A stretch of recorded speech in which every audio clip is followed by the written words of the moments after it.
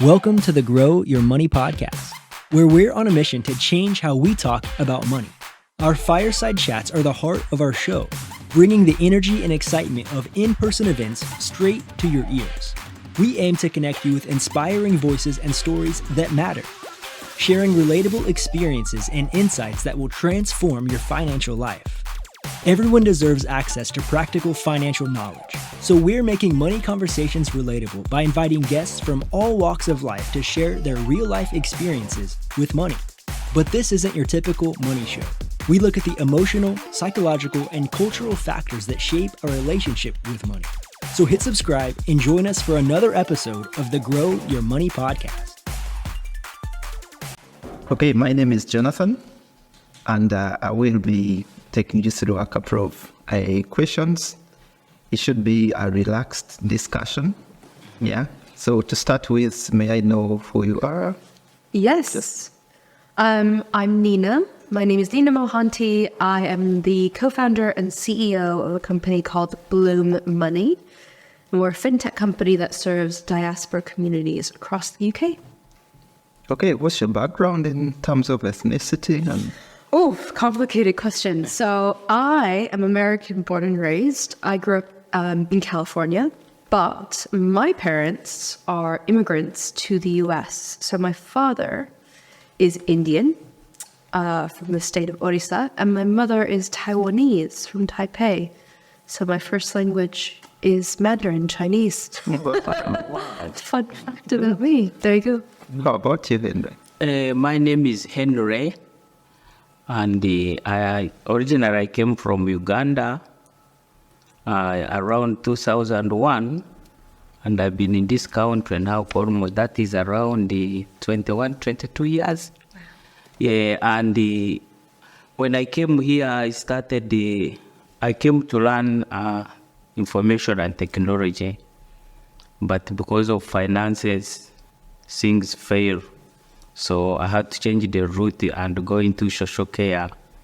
And apparently I work as a social care worker with people with autistic. Okay, that's great. Actually, it's good talking about financial situations. So in this episode, we're going to explore the unique financial challenges and experience faced by immigrants to the UK. And to this, we can use our, personal stories, expert insight, practical advice. So feel free to discuss things around financial issues. Yeah. So if you were to describe your relationship with money using an emoji, what do you describe? An emoji. My financial relationship in an emoji would be the dancing lady, in the red dress. Oh, tell me about dancing. That's a nice one. Because I love money. I love money. I love to spend money, but I also work hard for my money. And so I work hard, play hard, and I very much have certain things that I'm willing to spend money on, and some things that I will, forever buy bargain brand soap or whatever so that I can get my nails done or to go on holidays and things like that. But overall, the personality is dancing lady. That's nice. Henry. Oh, mine is a good one. You know why I said this? No. I just crack the brain to see that at least every day I can get money. And sometimes to say, just scratching in the pocket to see if there is enough money, Yeah, and I know with that gives me more an instinct of thinking, looking forward to communicate to other people my needs so that I can get money. I keep on doing it like this to make my brain remember if I can have more money, And on the other hand, sometimes I say, I will get that big ship. I'll get that big ship. A big ship is like, it signifies something which is very big. Mm-hmm. Then knowing that I'll get more money, Yeah. Well, that's good. Okay. if you're to create a personal financial theme TikTok, what would it be and what would the hashtag be?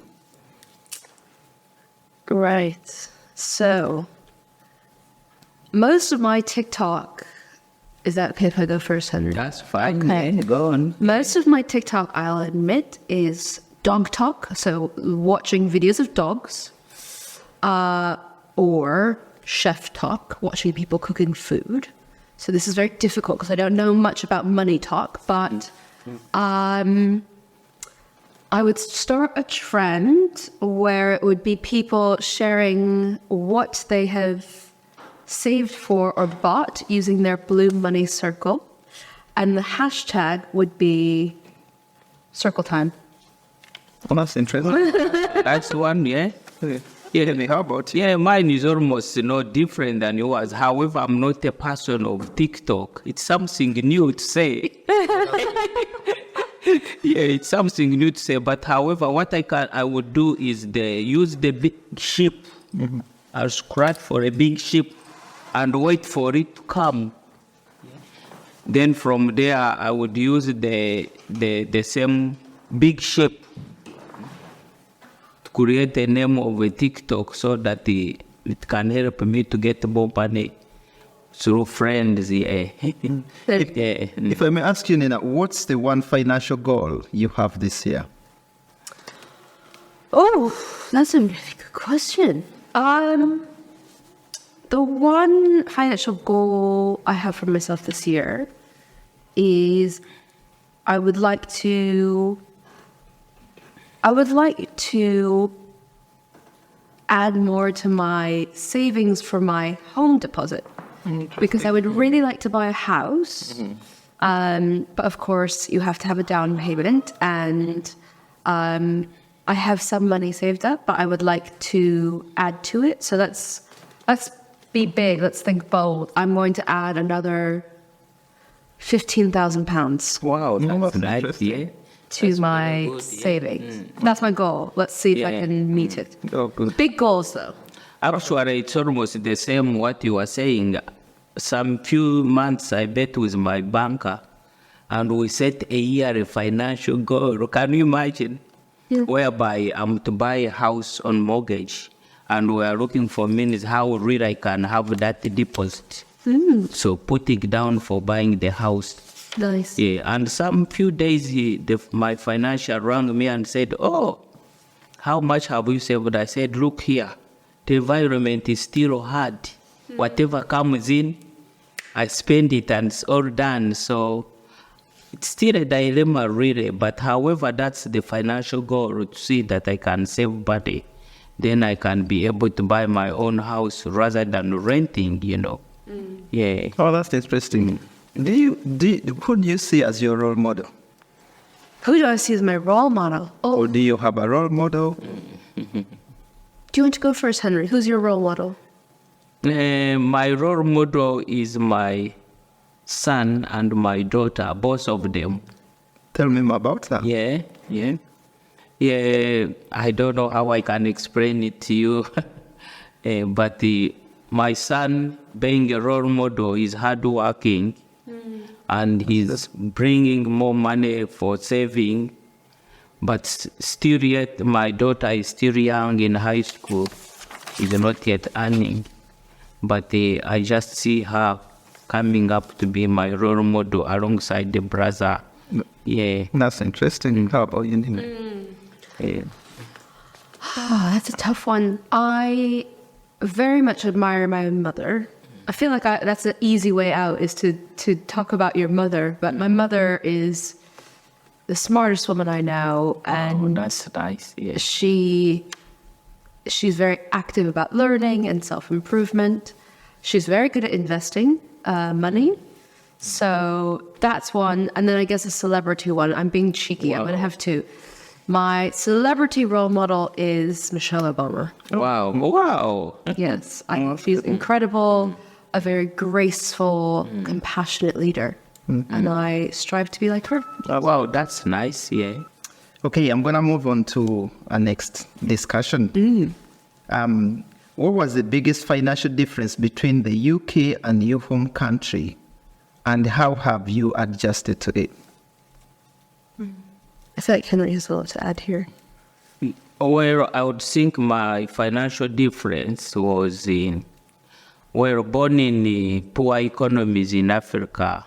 I come from Uganda, and born in the rural family with a rudimental background, where the finance, the money was so hard to get, It was so hard. Now, compared coming to UK, I found it's much better here in UK financially. When you earn a small job, you get that money, it can give you better steady living, compared to the one in Africa. And in terms of the rural areas that you're talking about, are the, transactions were the same? What kind of currencies Well, used compared to the UK? Oh, the currency, let's say in Uganda, is Uganda shilling, yeah? It is in shillings, but it's quite hard for people in the rural to have money on themselves. They can till the land, get food, eat food, and it's so hard for someone if they don't even grow crops for commercial. You find someone who grow little crops which they can use for their own everyday meal. And maybe some who have grown food, but that's by the time, before I came to this country. And some who grow more food, you find they can butter it in exchange, where someone wants rice, another one wants sweet potatoes, then you find exchange like in form of butter exchange. So it would be rare to see people with money, Yeah. And when you talk about money, do you, talk about cash or credit cards? Could all be money? Okay. So what's that difference for you? The difference there is that like a credit card is something new until we came to Europe, But even now in Uganda, some people have never seen a credit card, Some have not seen enough cash on themselves because living in a rural environment, at least those who live in the urban. But on the other hand, those who is credit card also is hard. They have not seen credit cards. It's something still limited, especially in Africa compared to here in Europe. And did you still use cash when you were here? Or? When I came here initially, of course that's quite a long time ago, I was using cash, but things have changed now. Yeah. Like for the last 5 years, I've not held any cash in hands with me, which is something unique. Sometimes you think you're not going to be served or not going to be helped because you don't have money on you, But things have changed now. I'm getting used to that. I have to adjust. So I'm using the card as well. And does that worry you sometimes? What's the feeling? Well, it's not worrying me when I'm here in Europe, but if I move out like in Africa, it's something different. Where I would need cash, I have to transact to draw cash. Then even my money on the card again is charged. They charge % for using it to draw cash in Africa. Of course, it would be a card based for Europe, UK.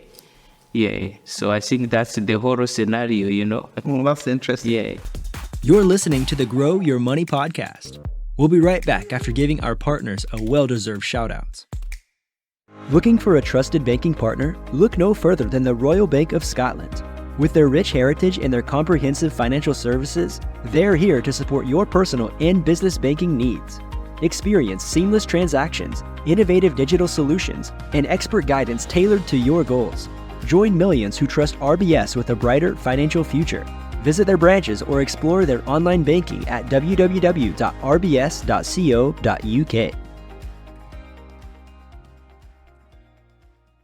Make group gifting easy and show someone how much you care with GiftRound.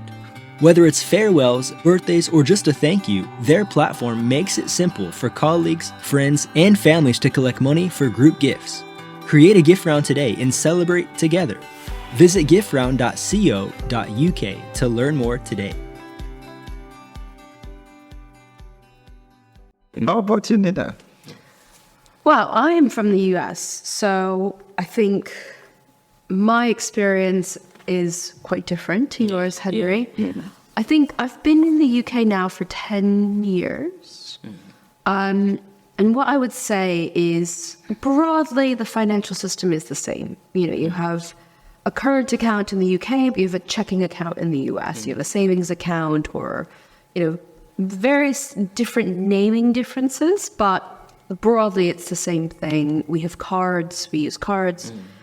I did notice, though, when I moved to the UK, we have what's called faster payments. So if you give me your bank details, I can just send you money right now. Nice and easy, very quick, right? But in the US, we use a lot of apps like PayPal or Venmo because we don't have faster payments. If I tried to send you money to your bank account, it would take, at best, 2 to 3 business days to arrive to you. So that's something that they're working on in the States. I think here we also have more contactless. I mean, that's something that is fairly new as a technology, but, you know, now I just tap everywhere, just contactless pay. But I also your story, Henry, made me think about when I go to see my parents' families. And I was in India just last year to see my family, and we still use a lot of cash. In Taiwan, people actually there's an interesting divide. You have people who use cash often at the markets, right? But then you also have mobile money. So I don't know if this is a thing in Uganda. It's the same. There is mobile money, yes. Yeah. So that's something in Taiwan and India and Uganda, I guess that's more... Even Kenya and Rwanda, those countries, Yeah, it's actually perhaps even more advanced than the UK, where you can just pay with your phone with a QR code. So there's a lot of differences depending on where you are. But I think the biggest thing for me to understand when I first moved here was just basic things like rebuilding a credit score and why that was important to me here in the UK, and that I couldn't bring my credit score from the US here. So yes, lots of changes. So how have you adjusted to that? Does that still feel, you know, difficult, challenging? Yes, absolutely. It's funny. I check my credit score quite often. I now am a business owner myself, and so it's even more important for me to have a strong credit score, especially if you want to buy a house. It's important to have a strong credit score. But one of the things is, if you come from a country where there isn't a credit score, then you're wondering, what is a credit score and why do I need this and why can't I get a loan, right? For me, I had an interesting problem where I came from the US, where I had a very strong credit score, but I couldn't bring that with me here. And so I had to start from scratch. And it had very interesting problems where, I don't know if you had this problem, Henry. I wanted to get a mobile phone contract. But when they do that, they run a credit check on you to make sure that you're good to pay your contract every month. But I didn't exist. No. I didn't have a credit file. And so they said, well, sorry, we can't give you a phone contract because you don't even exist in our system. So that's something that we had to kind of find these little hacks to work around them. My friend put down her bank details, and then slowly, a few years later, we moved it to my bank account details. But, you know, I was lucky. I had a friend who had a British bank account that could do that for me. At the time, I didn't even have a bank account either. And opening a bank account is really difficult here, too. Actually, I think it was the same to me as well. I had to I build my credit score from other people, not using my own details. Because on the other hand, you find like if you go in a shop like to buy a phone, and again, even there was that stereotyping someone's car and background, someone would just see it by body language that, oh, this person might be tricky. He will not buy a phone and pay back. So you'll go through difficult situation whereby you cannot buy directly yourself from the shop because they will not trust you. You don't have credit score, which is high, which is not good. Moreover, coming here, it was something new, which we didn't know, you know. which takes a long time. Yeah, and again, you had to adjust to that. Would that have felt different if you were using cash? Or? Actually, as I said, like now 22 years in this country, to adjust to that is still even not the same. I would think even to people who are born and raised here. Yeah. So how do then you or your family balance the cost of living in the UK with other financial goals and priorities? Yeah, that's a tough one.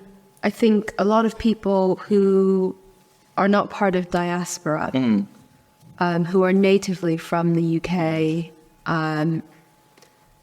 kind of struggle to understand the responsibilities that you have when you are part of diaspora. And by that, I mean, culturally connected to another country. Yeah. So even though I am not born in India or Taiwan, I still have ties to my family there. I watched my father send money home to India through Western Union my entire life. Similarly with my mother. And he also, because in Indian culture, like a lot of other global South cultures, there's an expectation of dowry, right? So when his sisters got married, he paid their dowry. So he was constantly saving up for their dowries. And I think he even borrowed money to pay his sister, my aunt's dowry. So not only are you worried about rent and bills and putting food on the table, you're also trying to make sure that everyone back home is taken care of, that they, for a long time before my grandmother passed, he was sending money home for her hospital treatment, for the education of the kids back home. And so it's quite a lot of responsibility on top of just trying to live, right?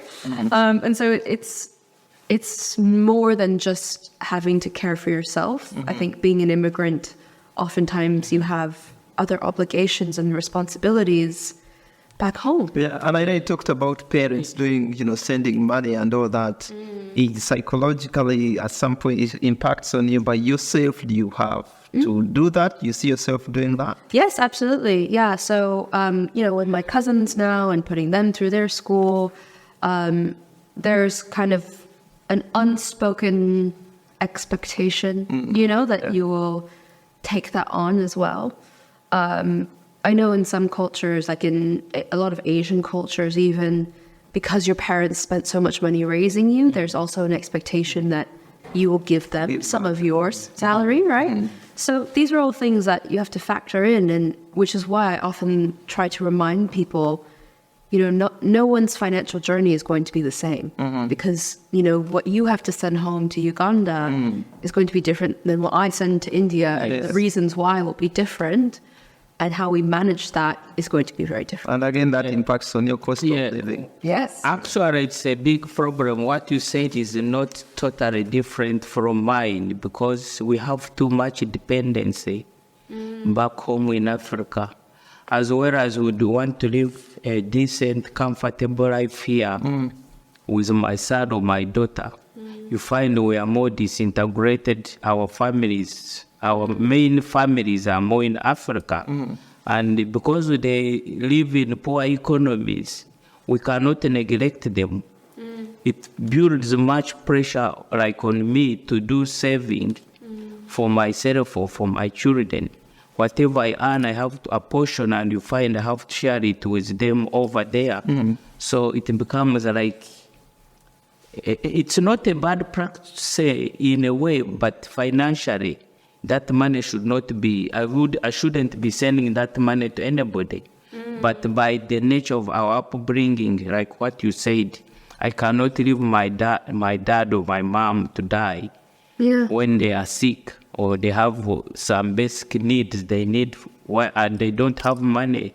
So it becomes like a pattern or a syndrome which is on and difficult to cut it off, Perhaps I would think in future with the new generations, our children, maybe they will cut it off, but still very hard to adjust to that. I was going to ask, do you expect your children to send money to Uganda? And I don't think at the moment my children would. because now they are more like westernized compared They're to me. Brits now. It's just, it still needs like 2 more generations, then maybe that cycle will be over. Okay. Even in any case, I don't think I'll give birth to 6 or 10 children. Myself were born 12 in my mom, and my dad had 3 wives, 12 in my mom. My stepmom, they are 9. Another stepmom, they are 3. Another one, they are 2. So you can imagine, I don't think my children are going to go into that cycle to give birth. No? Yeah. If myself, I'm stopping maybe on 2, then my daughter or my son, maybe 1 or 2, then that cycle will somehow, it still needs more time to be broken. Yeah, and I think it's hard on the cost of living when you get to balance your own lifestyle here, managing other people's lifestyles outside the Quite country. hard, that's the truth, because I'm always in debt. And not that I'm not hardworking, not that I'm not earning good money, but I'm in debt because I have to apportion for myself, apportion others. for others. I think the Financial Times reported a few months ago that there's an uptick in immigrants going to food banks in the UK because there's still the expectation that you're going to send money home. But then what happens if everything is more expensive here? You're still sending the same amount home, but then you have less to spend here and everything is more expensive. So now there's a lot of immigrants going to food banks because they can't keep up with, inflation, with the costs of living. So it is a really tricky balance. It is tricky even in a way that what we earn here as salaries and the taxation, that money we should be using it here, not send it away. But we go beyond because the budget plan, which makes us send money to Africa, it makes us drained more financially, to remain with nothing. So talking about the difficulties in managing or balancing your lifestyle here, sending money back home and all that, how have you found any unique resources or strategies for managing finances as an immigrant in the UK? And if yes, what are they? I don't think I answer. Yeah, go for it. I don't think I've managed to see any resources, how I can manage finances. And perhaps because maybe my interaction is still not too wide enough, I'm still closed, The only thing I know is from going to work, come home, send money to Africa, and eat, go shopping. Yeah, until maybe now I'm getting open, like in this, calling me to discuss about the same issues. Yeah, that's what is now opening up my eyes. Yeah. I think for me, there's 2 things. One is I kind of have a separate pool of money, a savings account that is just in case. And this is separate to my emergency fund, right? Because last year is a great example. Last year, my grandmother passed away in India. Thank you. And it was very sad, but we had to, we didn't have to, but I wanted to be in India for her puja, which is kind of like a prayer type thing. And so I bought a ticket the week of flying to India.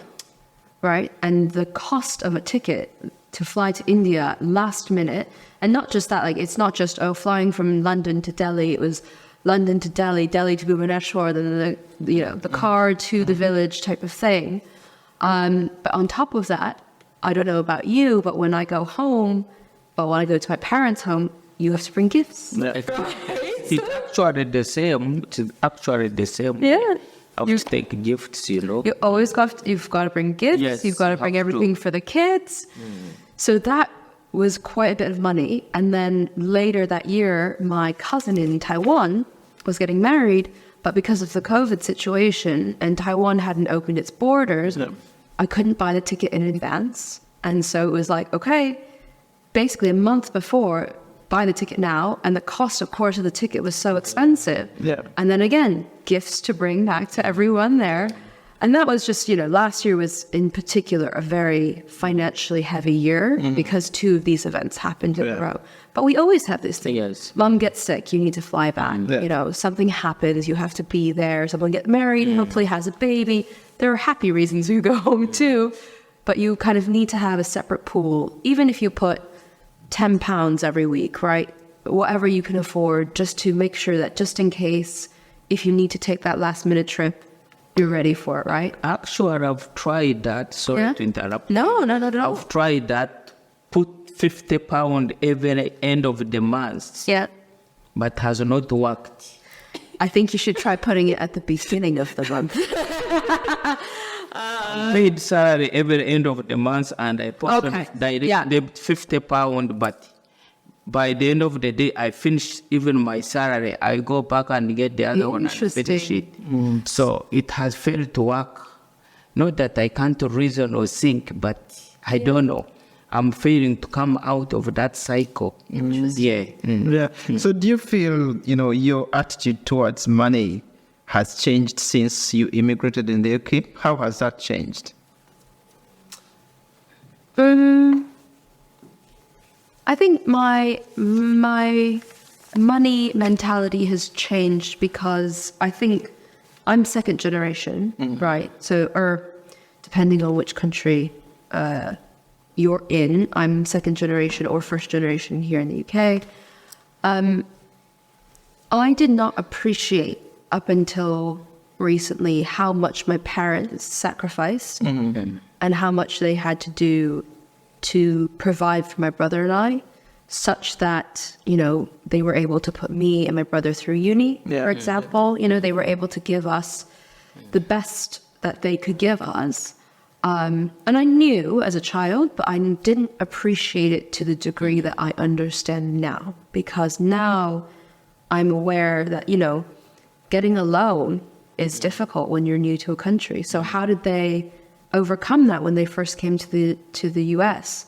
Oftentimes they used social groups, right? So my own company, Blue Money, we've digitized this version of group savings or savings clubs because we want to make it easier for people to do that and kind of rely on a social group.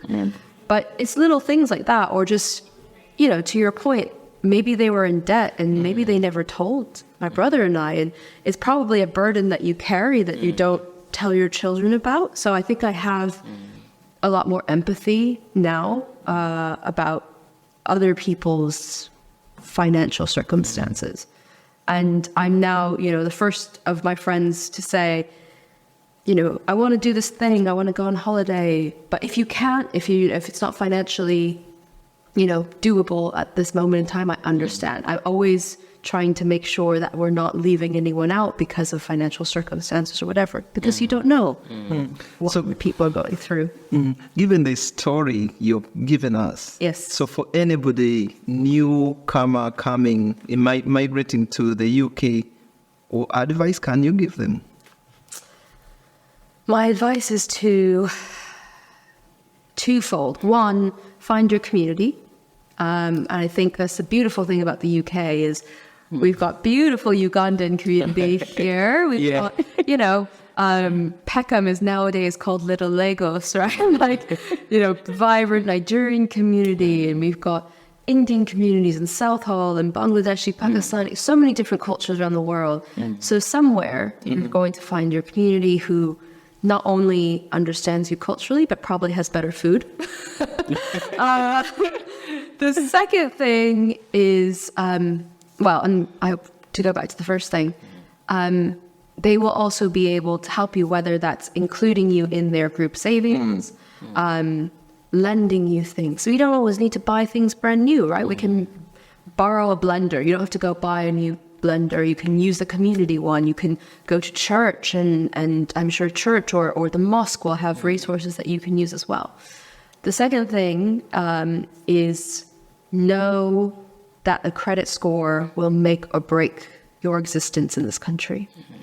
It's a shame that one number, or technically three, there's three different bureaus can have so much impact on your life. But sadly, in the UK, whether or not you even want to get credit, the credit score these days can decide whether you can rent a place to live, right?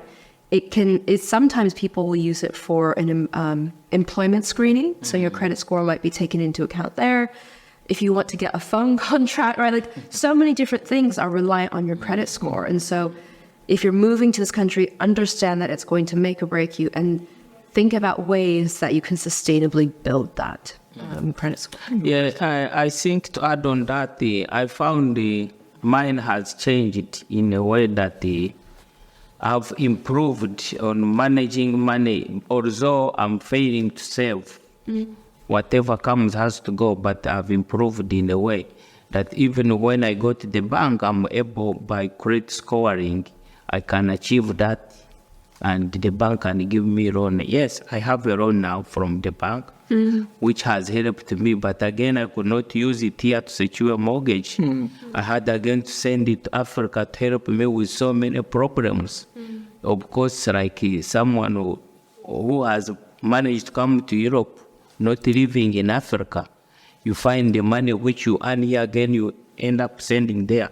However, ability like a credit score now, which is so good, it means now I'm in a stable position than the time before when I came here. So finally, Henry, I've now already asked about this. What advice can you give to the newcomers?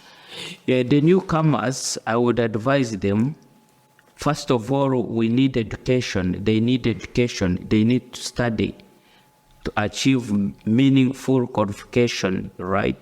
That would give them a stable employment and good earnings. You cannot come here while you are not going to study, you don't have qualification, and you think you're going to manage financially. You need money which can sustain your life to have a stable base.